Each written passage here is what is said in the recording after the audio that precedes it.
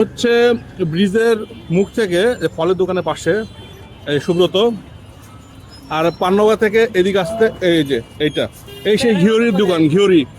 আমি আসলাম সেই হচ্ছে ঘিওরির দোকানে, সেখানে বিক্রি হচ্ছে সুস্বাদু সন্দেশ। সুব্রত বের করো, এই সেই সন্দেশ।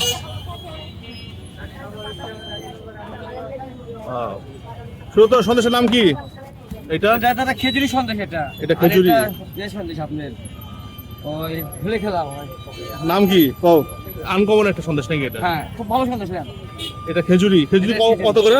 এটা 600 টাকা কেজি। আর এটা একই দাম দিতে? একই দাম দিতে না? পিস 25 টাকা 30 টাকা পিস। এটা যে কি জানি নাম বলছিল, এটা এর নামটা বললাম আপনি যে নতুন তৈরি করছিল তো আমি মনে ভুলে গেছি আমার নামটা। আচ্ছা আচ্ছা, বুঝতে পারছি। তো এখানে হচ্ছে শুধু একটু এই সন্দেশটা ট্রাই করব। এই সে আনকমন সন্দেশের নাম, এই সন্দেশটা, এই সন্দেশ কেমন লাগে দেখি, আপনাদের জানাবো। এই যে সন্দেশ,